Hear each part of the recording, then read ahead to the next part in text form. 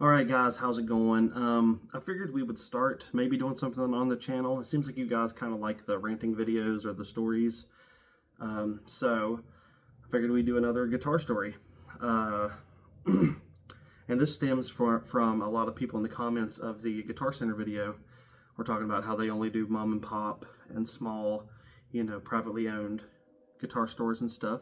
And it made me think of kind of a bad situation that I remember a local guitar store in my area had back in probably about 15 years ago, 15 years ago. But anyways, so this guitar shop opened up, and around my area there were just a few other guitar stores, and they mostly dabbled in the Gibson Les Paul, Fender Strats, Squires, and maybe a cheap Ibanez thrown in there. You weren't getting anything kind of metal in my area until this store opened up. So me, a couple of my friends, my dad, we were all very excited about this place. They carried mostly LTD, Jackson, Kramer, and BC Rich.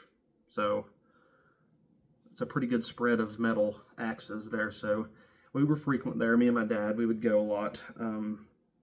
And we had all purchased some guitars from there. And I'll tell you a quick story about a purchasing kind of issue that I had. I went in and I played a LTD, the F shape, that weird looking one. But this was actually one of the nicer ones. I think it was the F400 maybe. And it was like a natural body, had the neck through where you could see the neck through. I think they made that, and then the X type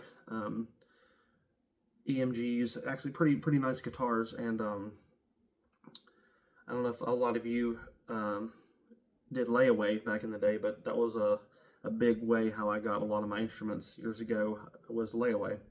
They offered Layaway there, so I played this guitar and I fell in love with it. It was really nice playing, sounded great. So I went to put a deposit down on it, and I did. And it was just left out in the store, and I was like, well, don't you put the Layaway stuff kind of back? And the owner goes, oh no, if I sell this one, I'll just order you another one. And that kind of didn't sit well with me because I wanted that one. I like the feel of that one. And so I was kind of not into the idea of it, but I let it go. I was like, which looking back now, that was not a good way to do business. Just kind of rubbed me the wrong way. Well, anyways, it ended up selling, and I had, I think, over half of it paid off. I went in to pay on it. He's like, well, that one's sold. I'm going to try to get you another one, but it might be a little bit because of this, that. I got to wait for an order, and I kind of got upset. And his policy was also any money in Layaway you couldn't take out of it. So I had money in Layaway now, and I was pissed. I didn't want this wait to get this other guitar, so I ended up just getting a Jackson he had in there for the amount that I had in there on Layaway. He let it go for that. And it had problems, and my dad bought a LTD, the M series, like the Super Strats. It had problems. We could never get it to play right. My cousin bought a bass. It had problems. And me and my dad got to talking, and we're like, I'm beginning to wonder if all the guitars in the store are actually B stock and factory seconds. Because it seemed like every guitar in the store had something wrong with it.